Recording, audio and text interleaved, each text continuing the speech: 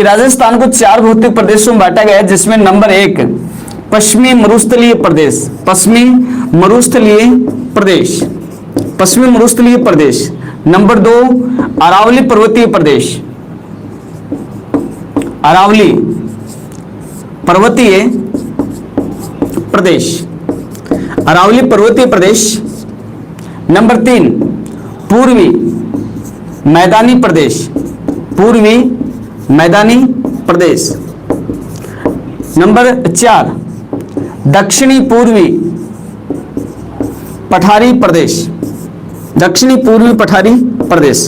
दोस्तों यहां पर बिल्कुल राजस्थान को सामान्यतः है, बिल्कुल राजस्थान को सामान्यतः 4 भौतिक प्रदेशों में बांटा गया है, जिसमें नंबर 1 पश्चिमी मरुस्थलीय प्रदेश, नंबर 2 अरावली पर्वतीय प्रदेश, नंबर 3 पूर्वी मैदानी प्रदेश और नंबर 4 दक्षिणी पूर्वी पठारी प्रदेश।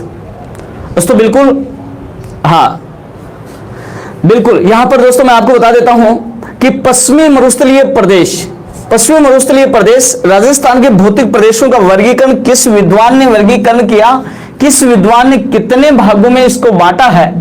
बिल्कुल दोस्तों इससे संबंधित एक क्लास अपनी पहले हो चुकी है, तो एक वीडियो में पहले बना चुका हूं जिसमें अपन पश्चिमी मरुस्थलीय प्रदेश के बारे में और इनका वर्गीकरण करने वाले विद्वानों के बारे में दोस्तों अपन पढ़ चुके हैं, बिल्कुल पढ़ चुके हैं। दोस्तों आज अपन बात करेंगे पश्चिमी मरुस्थलीय प्रदेश में शेष रहे हुए टॉपिक के बारे में। पश्चिमी मरुस्थलीय प्रदेश को आगे बढ़ाते हैं दोस्तों, बिल्कुल हाँ। तो सबसे पहले आज के अपनी क्लास में अपन बात करेंगे पश्चिमी मरुस्थलीय प्रदेश के बारे में। राजस्थान का सबसे बड़ा भौतिक प्रदेश है पश्चिमी मरुस्थलीय प्रदेश, पश्चिमी मरुस्थलीय प्रदेश, हाँ पश्चिमी मरुस्थलीय प्रदेश। बिल्कुल दोस्तों इस पश्चिमी मरुस्थलीय प्रदेश को इसको थार का मरुस्थल भी कहा जाता है, थार का मरुस्थल भी इसको कहा जाता है। बिल्कुल दोस्तों इसका प्रतिशत वगैरह क्षेत्रफल जो है वो अपन पिछले वीडियो में पढ़ चुके हैं, पिछली क्लास में अपनी इस चीज को पढ़ चुके हैं। बिल्कुल दोस्तों आज अपन बात करेंगे, आज अपन बात करेंगे मरुस्थल के बारे में। दोस्तों ये थार का जो मरुस्थल है, थार का मरुस्थल, थार का जो मरुस्थल है दोस्तों विश्व में सर्वाधिक जैव विविधता, सर्वाधिक जैव विविधता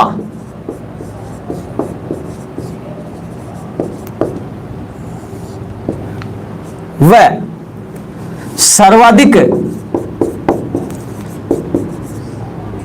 जनसंख्या घनत्व, जनसंख्या घनत्व वाला मरुस्थल है। बिल्कुल दोस्तों यहां से प्रश्न एग्जाम में सीधा डायरेक्ट प्रश्न में पूछा जाता है, डायरेक्ट बिल्कुल एग्जाम में प्रश्न पूछा जाता है दोस्तों, बिल्कुल प्रश्न पूछा जाता है। सीधा सा प्रश्न आता है कि विश्व में सर्वाधिक जैव विविधता वाला मरुस्थल, विश्व में सर्वाधिक जैव विविधता वाला मरुस्थल कौन सा है, विश्व में सर्वाधिक जैव विविधता वाला मरुस्थल कौन सा है, तो नाम आ जाएगा थार का मरुस्थल। थार का मरुस्थल दोस्तों विश्व में सर्वाधिक जैव विविधता वाला मरुस्थल है। दोस्तों बिल्कुल दूसरा प्रश्न जो एग्जाम में पूछा जाता है, विश्व में सर्वाधिक जनसंख्या घनत्व वाला मरुस्थल कौन सा है। दोस्तों विश्व में सर्वाधिक जनसंख्या घनत्व वाला मरुस्थल भी है पश्चिमी थार का मरुस्थल, विश्व में सर्वाधिक जनसंख्या घनत्व वाला मरुस्थल भी है थार का मरुस्थल। दोस्तों दोनों क्वेश्चन एग्जाम में सबसे ज्यादा पूछा जाता है, सबसे ज्यादा पूछा जाता है। बिल्कुल प्रदीप सिंह जी ये राजस्थान की 61.11% भाग पर फैला हुआ है। बिल्कुल सर्वाधिक आबादी जिसको आप कहते हो सर्वाधिक आबादी वाला मरुस्थल भी है थार का मरुस्थल। बिल्कुल दोस्तों हाँ, जबकि अगर बात करेंगे क्षेत्रफल की दृष्टि से, क्षेत्रफल की दृष्टि से, क्षेत्रफल की दृष्टि से विश्व का सबसे बड़ा मरुस्थल, विश्व का सबसे बड़ा मरुस्थल, सबसे बड़ा मरुस्थल, और ये मुझे कमेंट करके बताएंगे विश्व में क्षेत्रफल की दृष्टि से सबसे बड़ा मरुस्थल कौन सा है? क्षेत्रफल की दृष्टि से विश्व का सबसे बड़ा मरुस्थल कौन सा है दोस्तों? बिल्कुल कमेंट करके बताएंगे मुझे। हाँ बिल्कुल, मांगीलाल जी ने सबसे पहले सही आंसर दिया है। सहारा का मरुस्थल जो है ये क्षेत्रफल में विश्व का सबसे बड़ा मरुस्थल है। बिल्कुल विक्रम जी, बिल्कुल सहारा का मरुस्थल, बिल्कुल ममता जी, बिल्कुल विक्रम जी, बिल्कुल हाँ कविता जी, बिल्कुल सहारा का मरुस्थल जो है वो क्षेत्रफल की दृष्टि से दुनिया का सबसे बड़ा मरुस्थल है। और दोस्तों ये पड़ता है अफ्रीका महाद्वीप में। अफ्रीका महाद्वीप में दुनिया का सबसे बड़ा मरुस्थल है जिसका नाम है सहारा का मरुस्थल। बिल्कुल बिल्कुल राहुल सेन जी, बिल्कुल सहारा का मरुस्थल जो है ये क्षेत्रफल की दृष्टि से विश्व का सबसे बड़ा मरुस्थल है जो कि अफ्रीका में पड़ता है। लेकिन दोस्तों विश्व में सर्वाधिक जनसंख्या घनत्व है और विश्व में सर्वाधिक जैव विविधता वाला मरुस्थल है थार का मरुस्थल। विश्व में सर्वाधिक जैव विविधता और विश्व में सर्वाधिक जनसंख्या घनत्व वाला मरुस्थल है थार का मरुस्थल, जिसमें अपना राजस्थान का पश्चिमी क्षेत्र शामिल किया जाता है। बिल्कुल दोस्तों, हाँ सहारा अफ्रीका। हाँ दोस्तों वेरी इंपॉर्टेंट चीजें हैं यहां पर। हाँ दोस्तों उसके बाद में अपन बात करते हैं थार का मरुस्थल के बारे में। दोस्तों थार का जो मरुस्थल है, इस थार के मरुस्थल को, इस पश्चिमी मरुस्थलीय प्रदेश को, पश्चिमी मरुस्थलीय प्रदेश को दोस्तों, पश्चिमी मरुस्थलीय प्रदेश को प्रोफेसर ईश्वरी सिंह ने नाम आता है प्रोफेसर ईश्वरी सिंह ने दोस्तों इसको रुक्ष प्रदेश की संज्ञा दी है। इस चीज को वेरी इंपॉर्टेंट इंगित करेंगे आप कि प्रोफेसर ईश्वरी सिंह ने पश्चिमी मरुस्थलीय प्रदेश को किस प्रदेश की संज्ञा दी है? दोस्तों नाम आ जाता है रुक्ष प्रदेश। दोस्तों रुक्ष प्रदेश का मतलब होता है रूखा सूखा। हाँ बिल्कुल विक्रम जी, विश्व का सबसे युवा मरुस्थल है थार का मरुस्थल। बिल्कुल सही, बिल्कुल सही। हाँ बिल्कुल युवा मरुस्थल है थार का मरुस्थल।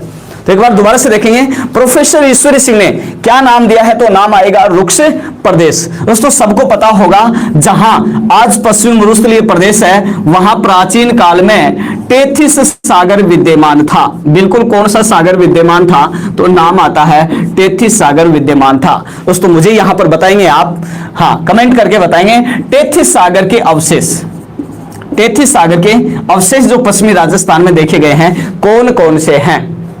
बिल्कुल दोस्तों मैं आपको बता देता हूं यहां पर टेथिस सागर के पश्चिमी राजस्थान में दो अवशेष पाए जाते हैं। बिल्कुल दो अवशेष, टेथिस सागर के दो अवशेष। बिल्कुल खारे पानी की झीलें, आर के चौधरी ने इशारा कर दिया है बिल्कुल नंबर 1 पर, खारे पानी की झीलें, खारे पानी की झीलें, खारे पानी की जो झीलें पश्चिमी राजस्थान में पाई जाती हैं दोस्तों, ये जितने भी खारे पानी की झीलें हैं ये सारी की सारी जो है, बिल्कुल खारे पानी की झीलें जो भी हैं वो सारी की सारी टेथिस सागर के अवशेष मानी जाती हैं। बिल्कुल खारे पानी की झीलें। और दोस्तों दूसरा अवशेष यहां पर है और वो है आकलवुड फॉसिल पार्क।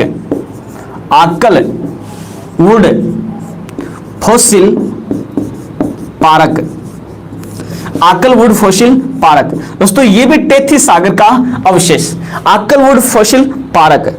दोस्तों बिल्कुल ये आकलवुड फॉसिल पार्क जो है ये एक प्राचीन कालीन वनस्पति है और ये पड़ता है जैसलमेर में स्थित है दोस्तों, जैसलमेर में।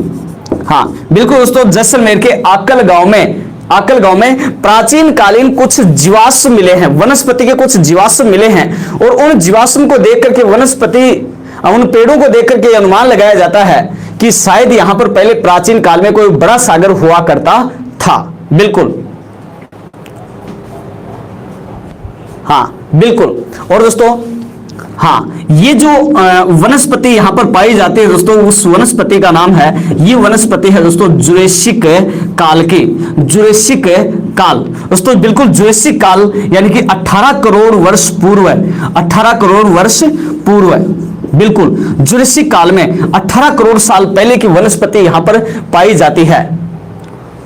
बिल्कुल बिल्कुल प्रदीप सिंह जी, बिल्कुल बाद में जब टेथिस सागर जो है, टेथिस सागर जब मिट्टी से भर गया तो उसके बाद में विद्वानों ने टेथिस सागर के उत्तरी भाग को अंगारा लैंड में शामिल कर दिया, जबकि इसके दक्षिणी भाग को गोंडवाना लैंड में शामिल कर दिया। बिल्कुल हाँ, लेकिन ये थोड़ी सी गहराई वाली बात है। बिल्कुल हाँ, दोस्तों दो प्रकार के अवशेष यहां पर मिलते हैं, एक खारे पानी की झीलें और दूसरा आकलवुड फॉसिल पार्क जैसलमेर में जुरासिक काल के 18 करोड़ वर्ष पूर्व की यहां पर एक वनस्पति पाई जाती है और उसको देख करके अनुमान लगाया जाता है कि जरूर यहां पर प्राचीन काल में कोई सागर था जिसका नाम टेथी सागर माना गया है। बिल्कुल दोस्तों, हाँ, तो इसका स्क्रीनशॉट लेंगे आप। हाँ दोस्तों, उसके बाद अगर बात करें कुछ विद्वानों के अनुसार, दोस्तों कुछ विद्वानों के अनुसार ये जो पश्चिमी मरुस्थल है, कुछ विद्वानों के, हाँ बिल्कुल सरवण जी, बिल्कुल ये पेट्रोलियम पदार्थों का होना बिल्कुल सही बात है आपकी कि पेट्रोलियम जो पदार्थ हैं ये अवसादी चट्टानों में वहां पर प्राचीन काल में वनस्पति के जीव जंतु के जमीन के अंदर दबने से बनते हैं। बिल्कुल, हाँ, तो ये भी टेथी सागर का अवशेष, बिल्कुल ये टेथी सागर के अवशेष के प्रमाण मिलते हैं। बिल्कुल यहां पर दोस्तों कुछ विद्वानों के अनुसार इसका निर्माण जो है वो ग्रेनाइट चट्टानों से हुआ है। मरुस्थल का निर्माण जो है वो ग्रेनाइट चट्टानों से इसका निर्माण हुआ है। ये बात कुछ विद्वान कहते हैं कि इसका निर्माण जो है, इस मरुस्थल का निर्माण जो है ये ग्रेनाइट चट्टानों से भी इसका निर्माण हुआ है। बिल्कुल ग्रेनाइट चट्टान मानी जाती हैं, जिससे, हाँ, विद्वानों के अनुसार ग्रेनाइट चट्टानों में अपक्षय क्रिया के द्वारा जब ये टूट फूट करके छोटी, हाँ बिल्कुल ग्रेनाइट चट्टानों से, कि ग्रेनाइट चट्टानें अपक्षय क्रिया के कारण टूटती गई जिसके कारण मरुस्थल का विस्तार होता गया। बिल्कुल दोस्तों, ये ग्रेनाइट चट्टानों के अवशेष आज भी पश्चिमी राजस्थान में पाए जाते हैं। हाँ, और इन चट्टानों के कारण ही पश्चिमी राजस्थान में दोस्तों 3 प्रकार का मरुस्थल पाया जाता है। 3 प्रकार का मरुस्थल पश्चिमी राजस्थान में पाया जाता है, जिसमें नंबर 1 है हम्मादा। बिल्कुल, ये हम्मादा जो मरुस्थल है ये इन चट्टानों का, ग्रेनाइट चट्टानों से मरुस्थल की उत्पत्ति होने का प्रमाण साबित करता है दोस्तों हम्मादा। दोस्तों ये जो हम्मादा है ये पथरीला मरुस्थल है, पथरीला मरुस्थल जो पश्चिमी राजस्थान में पाया जाने वाला जो पथरीला मरुस्थल है दोस्तों, पथरीला मरुस्थल। और दोस्तों ये सबसे ज्यादा पथरीला मरुस्थल जो है ये जैसलमेर और बाड़मेर में, हम्मादा सबसे ज्यादा जैसलमेर और बाड़मेर में फैला हुआ है दोस्तों। बिल्कुल जैसलमेर और बाड़मेर, बिल्कुल आर के चौधरी जी, रेग और हम्मादा इसके उदाहरण हैं। बिल्कुल। नंबर 2 इर्ग। दोस्तों ये जो इर्ग है ये महीन कणों वाला मरुस्थल है, महीन कणों वाला मरुस्थल। दोस्तों बिल्कुल इसका सबसे ज्यादा विस्तार जो है वो बीकानेर और जैसलमेर में फैला हुआ है। बीकानेर और जैसलमेर में सबसे ज्यादा इसका विस्तार फैला हुआ है, बीकानेर और जैसलमेर इर्ग। बिल्कुल श्रवण जी, हाँ श्रवण जी, रेग जो है ये ककरीला मिश्रित कणों वाला मरुस्थल है। इसमें आपको कंकड़ पत्थर भी मिल जाएंगे और इसमें रेत के कण भी मिल जाएंगे, जिसको नाम दिया जाता है, हाँ जिसको नाम दिया जाता है रेग।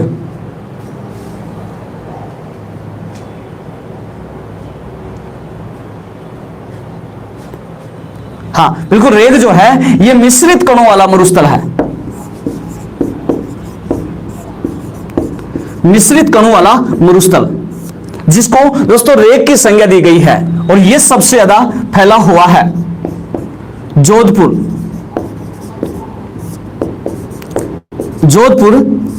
पाली और नागौर का कुछ क्षेत्र आता है दोस्तों इसमें। बिल्कुल जोधपुर, पाली और नागौर वाला जो क्षेत्र है, मिश्रित कणों वाला जो मरुस्थल है, मिश्रित कणों वाला जो मरुस्थल है, उस मरुस्थल को रेग की संज्ञा दी गई है। दोस्तों यहां पर सीधा सा प्रश्न एग्जाम में पूछा जाता है, बिल्कुल सीधा सा प्रश्न एग्जाम में पूछा जाता है कि पथरीला मरुस्थल को किस नाम से जाना जाता है, तो नाम आएगा हम्मादा। महीन कणों वाले मरुस्थल को किस नाम से जाना जाता है, तो नाम आएगा इर्ग। मिश्रित कणों वाला मरुस्थल किस नाम से जाना जाता है, तो नाम आएगा रेग। बिल्कुल दोस्तों, तीनों प्रकार के मरुस्थल आपको बिल्कुल कंठस्थ याद रखेंगे। तीनों प्रकार के मरुस्थल एक बार दोबारा से देखेंगे। हम्मादा पथरीला मरुस्थल है, इर्ग महीन कणों वाला मरुस्थल है, और रेग जो है ये मिश्रित कणों वाला मरुस्थल है, जो जोधपुर, पाली और नागौर क्षेत्रों में फैला हुआ है। बिल्कुल दोस्तों, बिल्कुल वेरी इंपॉर्टेंट टॉपिक है, जिसको आप बिल्कुल स्क्रीनशॉट लेंगे। बिल्कुल दोस्तों, हाँ और दोस्तों अपन बात करते हैं पश्चिमी राजस्थान में पाए जाने वाले कुछ रेत के टीलों के बारे में। जरूर, पश्चिमी राजस्थान में पाए जाने वाले बालू का स्तूप, बालू का स्तूप, बालू का स्तूप, या इन्हीं बालू का स्तूप को कहते हैं रेत के टीले, रेत के टीले। दोस्तों इन्हीं को, बालू का स्तूप को रेत के टीले, या इनको स्थानीय भाषा में दोस्तों, स्थानीय नाम में अगर अपन बात करें तो इनके स्थानीय नाम कहलाते हैं, इनको कहते हैं धोरे। स्थानीय भाषा में दोस्तों इन्हीं को कहते हैं धोरे, टीले।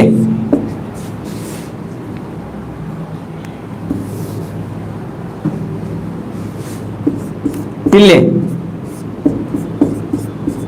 टिब्बे, टिबड़ा। दोस्तों एक नाम और दिया जाता है भर, इनको स्थानीय भाषा में दोस्तों भर भी कहते हैं। बिल्कुल, टिब्बो, टिब्बो, बिल्कुल, टिब्बे, टिबड़े। हाँ बिल्कुल दोस्तों, सारे के सारे नाम है स्थानीय नाम, सबसे ज्यादा एग्जाम में पूछे जाते हैं, जो आप याद रखेंगे। हाँ बिल्कुल, हाँ बिल्कुल, भर भी बिल्कुल भर कहते हैं इसको। हाँ तो नाम होंगे धोरे, टिल्ले, टिब्बे, टिबड़ा, भर। दोस्तों ये मिट्टी का ढेर होता है, मिट्टी का इस प्रकार से ढेर होता है और इसकी आकृति जो है वो स्तूप में मिलती है, इसलिए इसको दोस्तों बालू का स्तूप कहते हैं, या रेत के टीले इनको कहा जाता है। बिल्कुल ये पश्चिमी राजस्थान में मिलते हैं। हाँ, जिनको स्थानीय भाषा में धोरे, टिल्ले, टिब्बे, टिबड़ा और भर कहा जाता है दोस्तों। बिल्कुल कई नाम से इनको जानते हैं। हाँ दोस्तों बात करें पश्चिमी राजस्थान में, तो यहां पर मैं आपको बता देता हूं कि पश्चिमी राजस्थान में बालू का स्तूप जो है ये पाए जाते हैं, फैले हुए हैं। बालू का स्तूप युक्त प्रदेश, दोस्तों बालू का स्तूप युक्त प्रदेश है 58.5%, 58.5% भाग पर टीले पाए जाते हैं। पश्चिमी राजस्थान की बात कर रहे हैं अपने, पश्चिमी राजस्थान, हाँ पश्चिमी राजस्थान के 58.5% भाग पर बालू का स्तूप पाए जाते हैं, जिसको कहा जाता है बालू का स्तूप युक्त प्रदेश। हाँ बालू का स्तूप, बिल्कुल दोस्तों। लेकिन यहां पर बात करें बालू का स्तूप मुक्त प्रदेश की, मुक्त होता है दोस्तों बिल्कुल फ्री, मुक्त प्रदेश। और मुक्त प्रदेश की बात करें तो बालू का स्तूप मुक्त प्रदेश है 41.5%। और दोस्तों ये सबसे ज्यादा एग्जाम में प्रश्न पूछा जाता है, बिल्कुल सबसे ज्यादा एग्जाम में प्रश्न पूछा जाता है, सबसे ज्यादा एग्जाम में प्रश्न पूछा जाता है कि बालू का स्तूप मुक्त प्रदेश कितना प्रतिशत है। दोस्तों इसका आंसर होगा 41.5%। जबकि बात करें बालू का स्तूप युक्त प्रदेश की तो यह है 58.5%। इसको भी आप जो है नोट करेंगे, बिल्कुल। हाँ स्क्रीनशॉट लेंगे आप इसका। हाँ यहां पर मैं एक चीज और आपको बताऊंगा कि ये जो बालू का स्तूप मुक्त प्रदेश है, जहां पर, हाँ बिल्कुल कविता जी आपको आकृति बताएंगे। हाँ यहां पर बिल्कुल नरेंद्र जी, यहां पर ये जो बालू का स्तूप मुक्त प्रदेश है, इसमें आता है मोहनगढ़ वाला क्षेत्र, मोहनगढ़, फलोदी, और एक नाम आता है पोखरण, जो जैसलमेर में है, पोखरण का मध्यवर्ती भाग। और इस मध्यवर्ती भाग में बालू का स्तूप नहीं पाए जाते, और इस मध्यवर्ती भाग को कहा जाता है बालू का स्तूप मुक्त प्रदेश। बिल्कुल हाँ विक्रम जी सभी क्लासें होंगी, बिल्कुल जो मौजूदा जो क्लास चल रही है उसका मजा लीजिएगा आप, बिल्कुल एंजॉय लेके पढ़िए दोस्तों, टेंशन बिल्कुल नहीं करनी है। मैं आपको बता देता हूं कि मैंने जो पढ़ा दिया है इसमें से ज्योग्राफी में सबसे ज्यादा क्वेश्चन एग्जाम में पूछे जाते हैं दोस्तों, बिल्कुल सबसे ज्यादा क्वेश्चन आपको मिलेंगे। जब क्वेश्चन आप जब एग्जाम देंगे तब आपको ये हूबहू प्रश्न ऐसे कैसे मिलेंगे। हाँ दोस्तों बिल्कुल स्क्रीनशॉट लेंगे आप इसको।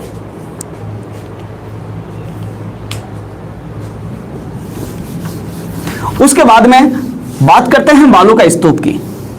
दोस्तों अक्सर अपने राजस्थान में, पश्चिमी राजस्थान में 8 प्रकार के टीले पाए जाते हैं। 8 प्रकार के बालू का स्तूप देखने को मिले हैं। बिल्कुल 8 प्रकार के टीले जो हैं वो देखने को मिलते हैं। हाँ, इनका सबसे ज्यादा विस्तार है, कौन कौन से हैं देखते हैं। हाँ बिल्कुल 8 प्रकार के टीले। दोस्तों इसमें सबसे पहले नंबर 1 पर आता है अनुदैर्ध्य। अनुदैर्ध्य या पवनानुवर्ती या रेखीय। हाँ दोस्तों तीनों नाम एक ही नाम है, बिल्कुल अनुदैर्ध्य, पवनानुवर्ती, रेखीय, बालू का स्तूप। बिल्कुल दोस्तों इनकी आकृति जो है वो इस प्रकार से होती है, हवा की दिशा के समानांतर। हवा की दिशा के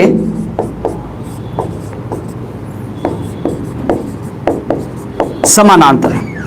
बिल्कुल दोस्तों ये हवा की दिशा के समानांतर होते हैं, हवा की दिशा के समानांतर। बिल्कुल जिस दिशा से हवा आती है, जैसे मान लो इधर से हवा आ रही है तो ये इस प्रकार से होते हैं दोस्तों। इसलिए हवा जो है इन टीलों के सारे निकल जाती है, परिणाम स्वरूप इनको हवा नुकसान नहीं पहुंचाती, नुकसान नहीं पहुंचा पाती।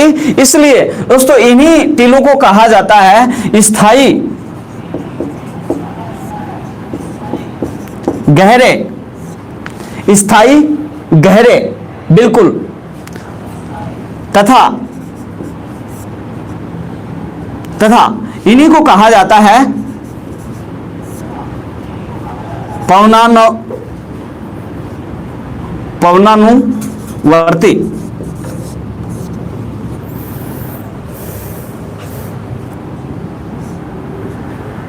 पवनानुवर्ती बिल्कुल इन्हीं को कहा जाता है पवनानुवर्ती, यानी पवन के समानांतर। बिल्कुल हाँ दोस्तों वेरी इंपॉर्टेंट है, सीधा सा प्रश्न आता है कौन से बालू के टीले स्थायी गहरे व पवनानुवर्ती होते हैं? तो आंसर होगा अनुदैर्ध्य बालू का स्तूप। स्थायी होते हैं, पवनानुवर्ती होते हैं, हवा की दिशा के समानांतर होते हैं।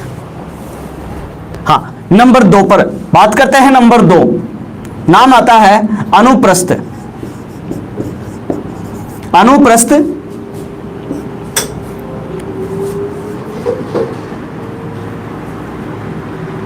बालू का स्तूप। अनुप्रस्थ बालू का स्तूप। और दोस्तों इनकी आकृति होती है इस प्रकार से, हवा की दिशा के समकोण पर। जैसे इधर से हवा आ रही है तो ये हवा की दिशा के समकोण पर फैले हुए होते हैं। इसलिए इनकी अगर बात करें तो दोस्तों ये हवा की दिशा के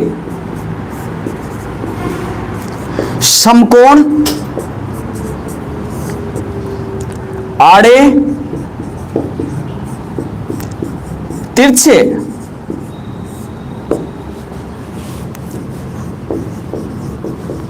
लंबवत, अस्थायी होते हैं दोस्तों। बिल्कुल दोबारा से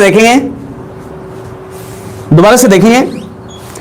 अनुप्रस्थ बालू का स्तूप हवा की दिशा के समकोण, आड़े, तिरछे, लंबवत व अस्थायी होते हैं। बिल्कुल अगर प्रश्न एग्जाम में पूछ लिया जाए, कि कौन से टीले हवा की दिशा के समकोण, आड़े, तिरछे, लंबवत, अस्थायी होते हैं, तो टीले होंगे अनुप्रस्थ। हाँ बिल्कुल यहां पर मैं आपको क्षेत्र बता रहा हूं। बिल्कुल अवरोध होते हैं। बिल्कुल नरेंद्र जी, बिल्कुल क्षेत्र बता रहा हूं मैं आपको। गंगानगर, बीकानेर, बिल्कुल गंगानगर और बीकानेर में ये सबसे ज्यादा पाए जाते हैं। गंगानगर, बीकानेर में सबसे ज्यादा पाए जाते हैं। अनुदैर्ध्य की बात करें तो जैसलमेर जोधपुर और बाड़मेर में सबसे ज्यादा पाए जाते हैं। क्षेत्र की अगर बात करें तो जैसलमेर, जोधपुर, बाड़मेर में अनुद धैर्य और गंगानगर, बीकानेर में अनुप्रस्थ बालू का स्तूप सबसे ज्यादा पाए जाते हैं। बिल्कुल दोस्तों, स्क्रीनशॉट लेंगे आप इसका।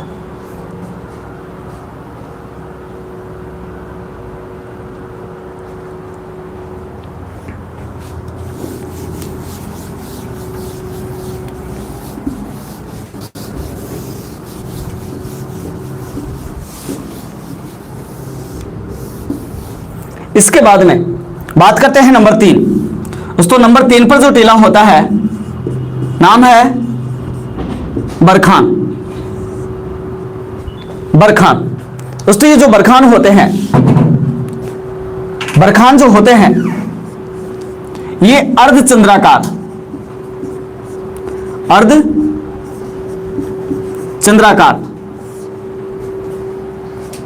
टीले होते हैं दोस्तों। अर्धचंद्राकार टीले होते हैं बरखान। बिल्कुल बिल्कुल गतिशील होते हैं, गतिशील होते हैं। और दोस्तों सर्वाधिक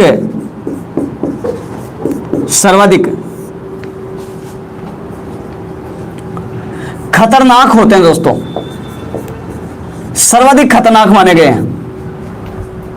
और ये सर्वाधिक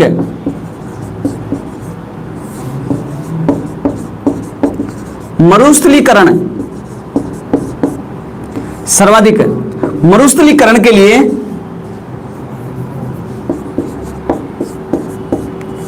उत्तरदायी होते हैं। सर्वाधिक मरुस्थलीकरण के लिए उत्तरदायी, बिल्कुल सर्वाधिक नुकसानदायक होते हैं। अर्धचंद्राकार टीले होते हैं, गतिशील होते हैं, सर्वाधिक खतरनाक होते हैं, सर्वाधिक मरुस्थलीकरण के लिए उत्तरदायी होते हैं। सीधा सा प्रश्न पूछा जाता है एग्जाम में, सीधा सा प्रश्न एग्जाम में पूछा जाता है कि सर्वाधिक खतरनाक कौन से टीले होते हैं। दोस्तों ये बरखान। और मरुस्थलीकरण के लिए, मरुस्थल के विस्तार के लिए सबसे ज्यादा खतरनाक होते हैं बरखान। बिल्कुल दोस्तों, यहां पर एक चीज को आप नोट करेंगे। यहां पर एक चीज यहां पर मैं आपको बता देता हूं दोस्तों, बरखान जो होते हैं इनका पवनमुखी डाल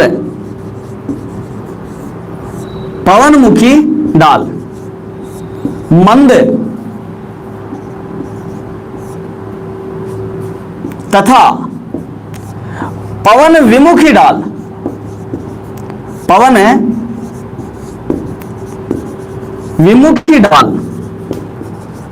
दोस्तों तीव्र होता है, तीव्र होता है। पवनमुखी डाल मंद और पवन विमुखी डाल तीव्र होता है दोस्तों। बिल्कुल। और ये इस प्रकार से होते हैं, ऐसे इस प्रकार से ये आकृति होती है दोस्तों इनकी। इसमें जिधर से पवन हवा आ रही है, जैसे इधर से ये हवा आ रही है दोस्तों, जिधर से हवा आती है ये इसका पवनमुखी ढाल कहलाएगा दोस्तों, पवनमुखी ढाल। और ये पवनमुखी ढाल जो है ये एकदम मंद होता है, लेकिन पवन विमुखी जो ढाल होता है दोस्तों वो एकदम खड़ा ढाल होता है, बिल्कुल खड़ा ढाल होता है। हाँ बिल्कुल इस प्रकार से होता है। बिल्कुल। और सर्वाधिक सबसे ज्यादा पाए जाते हैं दोस्तों ये सर्वाधिक चूरू में,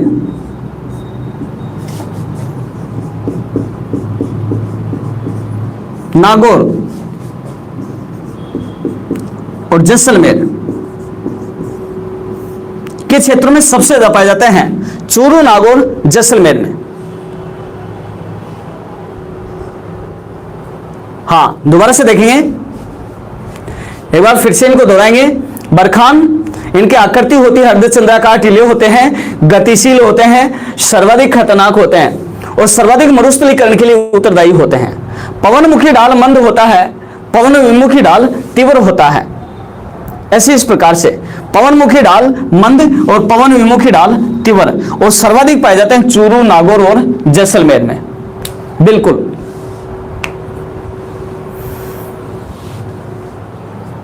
हाँ, बिल्कुल प्रदीप सिंह, बिल्कुल शेखावाटी के क्षेत्र में मिलते हैं।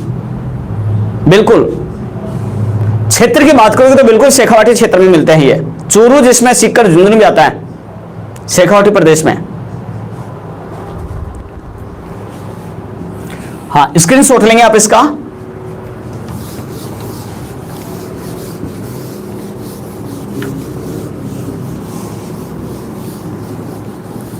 नंबर 4, जो टीले होते हैं उनको कहते हैं सीफ। सीफ दोस्तों, ये जो सीफ टीले होते हैं, सीफ, ये इनकी आकृति दोस्तों इस प्रकार से होती है, ऐसी इस प्रकार से कि जब बरखान की एक भुजा कट जाती है तो फिर उसको सीफ कहा जाता है। बिल्कुल, जब बरखान की एक भुजा कट जाती है तो उसको कहते हैं सीफ। बिल्कुल दोस्तों, सीफ।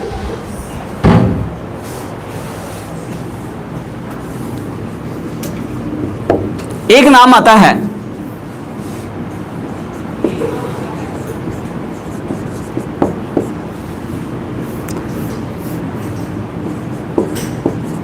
परवेलियन, परवेलियन, या इन्हीं को एक नाम दिया जाता है पेराम्बोलिक। पेराम्बोलिक, हाँ दोस्तों, इसमें जब सीप की भी एक भुजा कट जाती है तो उसको परवेलियन या पेराम्बोलिक कहा जाता है। और इनकी आकृति होती है, इनकी आकृति होती है इस प्रकार से, हवा की दिशा के समानांतर। हवा की दिशा के समानांतर। दोस्तों ये भी पुनः अनुदैर्घ्य, अनुदैर्घ्य के समान होते हैं। बिल्कुल अनुदैर्घ्य के समान होते हैं। हाँ, परवेलियन,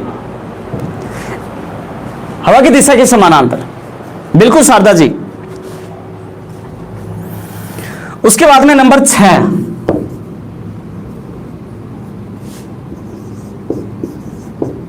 सब्र काफिज, या इन्हीं को कहते हैं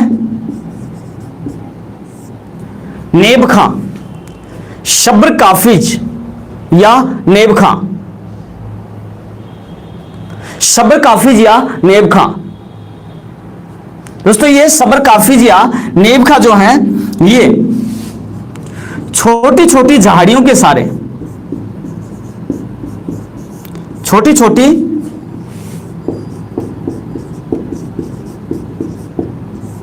झाड़ियों के सहारे विकसित होते हैं। और छोटी छोटी झाड़ियों के सहारे विकसित होने वाले इन टीलों को स्थानीय भाषा में सब्र काफिज या नेब खां के नाम से जाना जाता है, जो छोटी छोटी झाड़ियों के सहारे विकसित होते हैं। दोस्तों पश्चिमी राजस्थान में विशेषता है, पश्चिमी राजस्थान में विशेषता है, छोटी झाड़ियां सबसे ज्यादा पाई जाती हैं। और छोटी झाड़ियों के सहारे, छोटी झाड़ियों के सहारे जैसे ही बालू मिट्टी इकट्ठी हो जाती है तो एक छोटा टीला बन जाता है, और इनको सब्र काफिज या नेब खां कहा जाता है। बिल्कुल, स्क्रीनशॉट लेंगे आप इसका।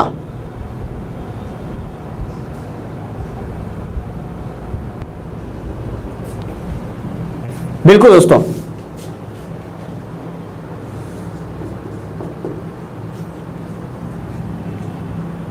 हाँ स्क्रीनशॉट लेंगे आप इसका।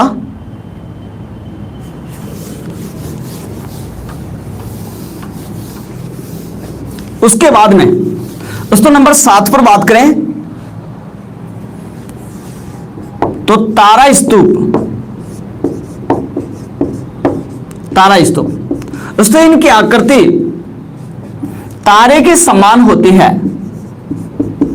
तारे के समान, बिल्कुल तारे के समान इनकी आकृति होती है। जब कई भुजाओं वाले स्तूप जो हैं वो एक दूसरे में मिल जाते हैं इस प्रकार से, तो इनकी आकृति जो है वो तारे के समान हो जाती है, बिल्कुल, इसलिए इनको नाम लग दिया तारा स्तूप। दोस्तों जिसकी आकृति तारे के समान होती है उसको तारा स्तूप कहा जाता है। और इनका सबसे ज्यादा दोस्तों विस्तार सबसे ज्यादा एग्जाम में पूछा जाता है, तो इनका विस्तार दोस्तों सबसे ज्यादा फैला हुआ है सूरतगढ़, अनूपगढ़, सूरतगढ़, अनूपगढ़। दोस्तों दोनों तहसील जो हैं वो गंगानगर में, एक एरिया आता है फलोदी जोधपुर वाला और एक एरिया आता है मोहनगढ़ जैसलमेर। इन तहसीलों में कुछ छोटे आकृति के टीले पाए जाते हैं और जिनको कहा जाता है तारा स्तूप, बिल्कुल। हां दोबारा से एक बार इनका क्षेत्र सबसे ज्यादा एग्जाम में पूछा जाता है दोस्तों।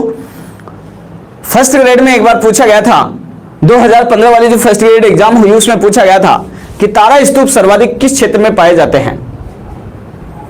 बिल्कुल सूरतगढ़, अनूपगढ़, गंगानगर, फलोदी, जोधपुर और मोहनगढ़, जैसलमेर में सबसे ज्यादा पाए जाते हैं ये। और अगर देखा जाए तो सूरतगढ़, अनूपगढ़ में, सूरतगढ़, अनूपगढ़ में एक नदी बहती है और उस नदी का नाम है गग्गर, गग्गर, या जिसको कहते हैं मृत नदी के क्षेत्र में, मृत नदी के अपवाह क्षेत्र में पाए जाते हैं सबसे ज्यादा। क्योंकि दोस्तों ये भी आपको याद रखना बहुत जरूरी है, क्योंकि पिछली बार एलडीसी में यह प्रश्न पूछा गया था। हाँ बिल्कुल, एलडीसी के एग्जाम में प्रश्न पूछा गया, इस प्रकार से प्रश्न पूछा गया कि मृत नदी के बहाव क्षेत्र में या मृत नदी के अपवाह क्षेत्र में कौन से टीले पाए जाते हैं। दोस्तों मृत नदी के अपवाह क्षेत्र में तारा स्तूप पाए जाते हैं सबसे ज्यादा। कौन से स्तूप मिलेंगे? तारा स्तूप, बिल्कुल। हाँ, और नंबर 8 पर आता है धारियान। धारियान दोस्तों, धारियान जो है इनकी आकृति लहरदार होती है, लहरदार। ये दोस्तों लहरदार होते हैं, बिल्कुल इनकी आकृति होती है लहरदार, जिनको कहा जाता है धारियान। हाँ सरवण जी, जैसलमेर में हाँ जैसलमेर में सभी प्रकार के टीले देखे जा सकते हैं, बिल्कुल लहरदार, और ये भी सबसे ज्यादा पाए जाते हैं जैसलमेर में। ये भी सबसे ज्यादा पाए जाते हैं जैसलमेर और बीकानेर में, सबसे ज्यादा पाए जाते हैं जैसलमेर और बीकानेर में सबसे ज्यादा। हाँ बिल्कुल नरेंद्र जी, बिल्कुल सर्वाधिक जैसलमेर में, जैसलमेर, बिल्कुल दोस्तों। वनस्पति रहित क्षेत्र, वनस्पति रहित क्षेत्र जिसमें पोखरण, मोहनगढ़ और फलोदी के मध्यवर्ती क्षेत्र आता है, बिल्कुल दोस्तों लहरदार होते हैं धारियान, बिल्कुल। हाँ बिल्कुल बिल्कुल मयूर जी, बिल्कुल जैसलमेर में सबसे ज्यादा। हाँ बिल्कुल दोस्तों, स्क्रीनशॉट लेंगे आप इसका।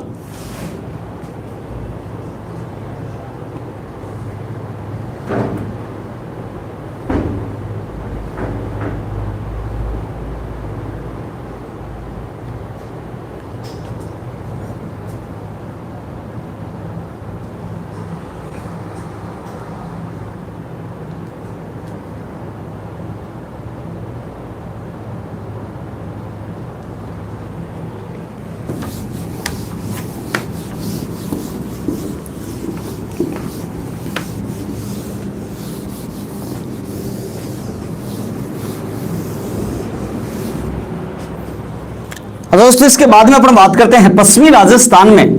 पश्चिमी राजस्थान में पश्चिमी जो मरुस्थलीय प्रदेश है, इसको जलवायु के आधार पर, जलवायु के आधार पर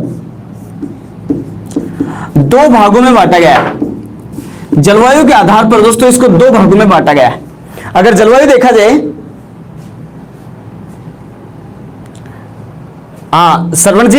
श्रवण जी उर्मिकाएं जो हैं वो लहरें होती हैं, इसमें मरुस्थल में उठने वाली जो लहरें होती हैं वो उर्मिकाएं होती हैं। बिल्कुल, धारियान जो है ये इसकी विशेषता के अंतर्गत आता है। धारियान में उर्मिकाएं बनती हैं। जलवायु के आधार पर मरुस्थल को दो भागों में बांटा गया है दोस्तों। यहां पर जलवायु के बारे में अगर अपन बात करें तो ये अपना पश्चिमी मरुस्थल है, पश्चिमी मरुस्थल। और पश्चिमी मरुस्थल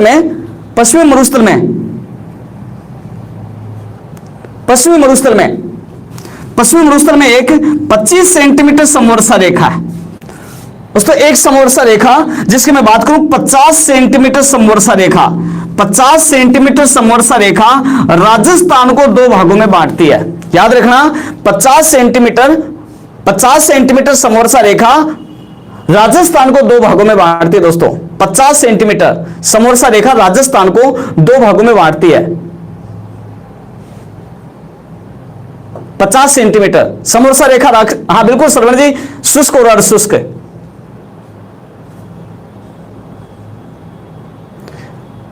हाँ बिल्कुल अक्षय जी, इंडिया और वर्ल्ड ज्योग्राफी, हाँ कंप्लीट, बिल्कुल सारी ज्योग्राफी कंप्लीट करवाऊंगा मैं।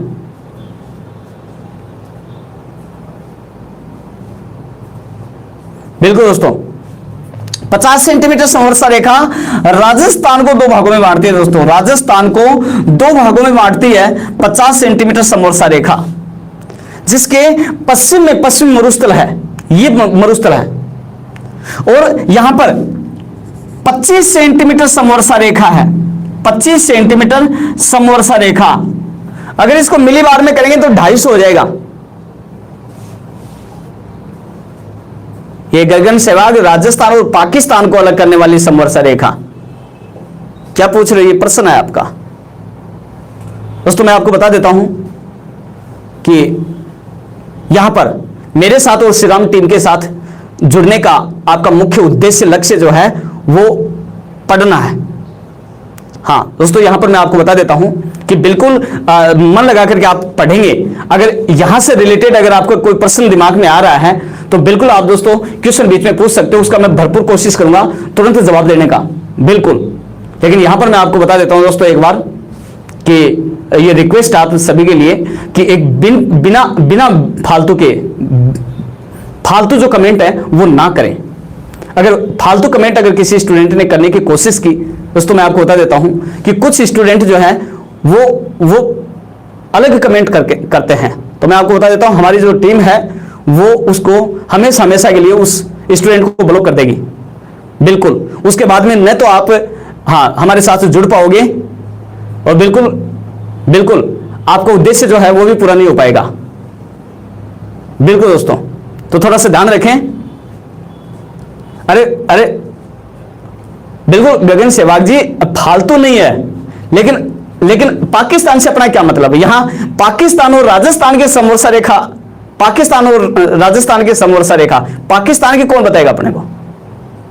हाँ, ये नहीं होगा बिल्कुल। पाकिस्तान से, यहां पर पाकिस्तान राजस्थान से बाहर नहीं जा रहे आप, मैं राजस्थान के अंदर की बात कर रहा हूं। आप बिल्कुल प्रश्न से हट करके आगे जा रहे हो। हाँ देखिए यहां पर दोबारा से, तो ये मरुस्थल की बात करें तो 25 सेंटीमीटर समवर्षा रेखा, 25 सेंटीमीटर समवर्षा रेखा मरुस्थल को दो भागों में बांटती है, बिल्कुल।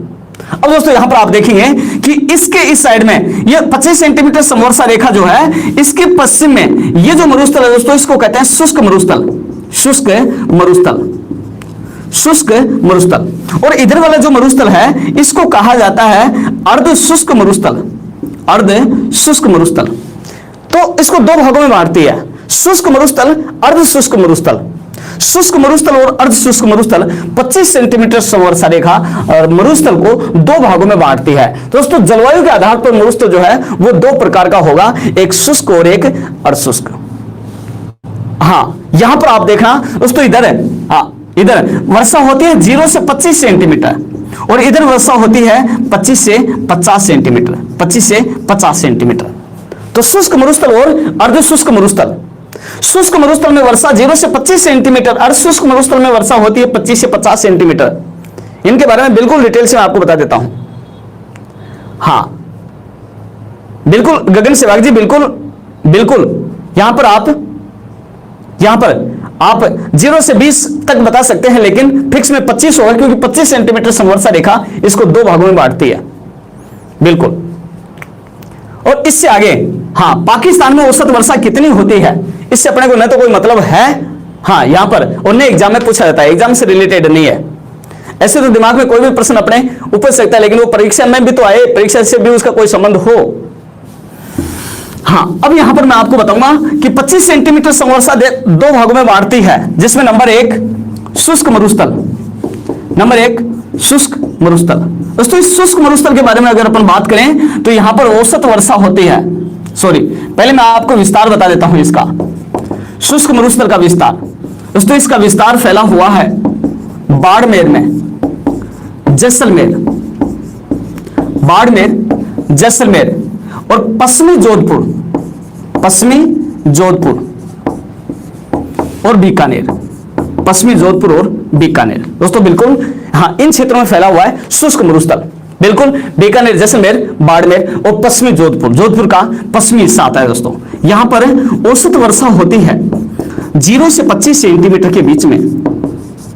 यहां का औसत तापमान यहां का है पाया जाता है दोस्तों 26 सेंटीमीटर, बिल्कुल 26 सेल्सियस, बिल्कुल 26 सेल्सियस, 26 डिग्री सेल्सियस। दोस्तों यहां कोपेन के अनुसार यहां की जलवायु पाई जाती है BWHW, कोपेन के अनुसार यहां पर जलवायु पाई जाती है BWHW।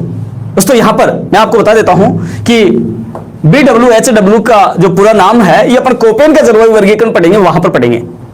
यहां पर तो आपको केवल पढ़ना है कि जलवायु कैसी यहां पर पाई जाती है, तो कोपेन के अनुसार BWHW प्रकार की जलवायु यहां पर पाई जाती है। यहां पर वनस्पति की बात करें दोस्तों, वनस्पति की अगर बात करें तो यहां पर जो वनस्पति पाई जाती है और उस वनस्पति का नाम है मरूदभिद प्रकार की यहां पर वनस्पति पाई जाती है, जिसको कहा जाता है जीरोफाइट वनस्पति के नाम से जाना जाता है। दोस्तों जीरोफाइट वनस्पति पाई जाती है। बिल्कुल यहां पर प्रश्न पूछा जा सकता है, आपको थोड़ा सा ध्यान रखें कि जीरोफाइट वनस्पति राजस्थान के कौन से क्षेत्र में पाई जाती है, तो कौन सा मरुस्थल होगा, शुष्क मरुस्थल। बिल्कुल दोस्तों हाँ जीरोफाइट शुष्क मरुस्थल, बिल्कुल दोस्तों। तो इसका स्क्रीनशॉट लेंगे आप। हाँ उसके बाद में नंबर करें बात 2, तो नंबर 2 पर दोस्तों जो प्रदेश है उसका नाम है अर्ध शुष्क मरुस्थल, अर्ध शुष्क मरुस्थल। और अर्ध शुष्क जो मरुस्थल है दोस्तों, इस अर्ध शुष्क मरुस्थल का विस्तार फैला हुआ है, इसका विस्तार जालोर, पाली, नागौर, चूरू, सीकर, झुंझुनू और गंगानगर और हनुमानगढ़, गंगानगर, हनुमानगढ़। दोस्तों इस प्रकार से बिल्कुल हाँ जालोर, पाली, नागौर, चूरू, सीकर, झुंझुनू, गंगानगर, हनुमानगढ़ और पूर्वी जोधपुर। दोस्तों बिल्कुल पूर्वी जोधपुर इसमें आएगा, पूर्वी जोधपुर। हाँ दोस्तों यहां पर औसत वर्षा होती है, अगर मैं वर्षा की बात करूं तो यहां पर वर्षा होती है 25 से 50 सेंटीमीटर, 25 से 50 सेंटीमीटर औसत वर्षा होती है यहां पर। औसत तापमान दोस्तों यहां का औसत तापमान इस क्षेत्र का 24 डिग्री सेल्सियस, औसत तापमान 24 डिग्री सेल्सियस यहां पर पाया जाता है। दोस्तों यहां पर जलवायु की बात करेंगे तो कोपेन के अनुसार दोस्तों यहां पर जलवायु पाई जाती है BSHW प्रकार की, BSHW प्रकार की जलवायु यहां पर पाई जाती है। बिल्कुल दोस्तों हाँ दोस्तों, यहां पर यहां की जो वनस्पति है, यहां पर जो वनस्पति पाई जाती है वो वनस्पति है दोस्तों स्टेपी तुल्य बोलते हैं इसको, स्टेपी तुल्य। हाँ, जो एशिया और यूरोप के आसपास के क्षेत्र में पाई जाती है, बिल्कुल स्टेपी तुल्य वनस्पति। और वो स्टेपी तुल्य वनस्पति राजस्थान में अर्धशुष्क मरुस्थल में देखने को मिलती है दोस्तों, बिल्कुल। और बिल्कुल स्क्रीनशॉट लेंगे आप इसका, अर्धशुष्क मरुस्थल का।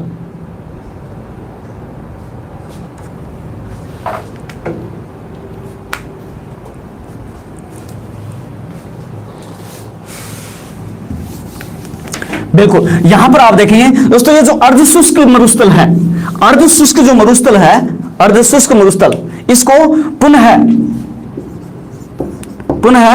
4 भागों में बांटा गया है। इस अर्धशुष्क मरुस्थल को पुनः 4 भागों में बांटा गया है, अर्धशुष्क मरुस्थल को पुनः 4 भागों में बांटा गया है। और दोस्तों ये अर्धशुष्क मरुस्थल को पुनः 4 भागों में बांटा गया है, और ये 4 भाग दोस्तों पढ़ाएंगे आपको अगली क्लास में।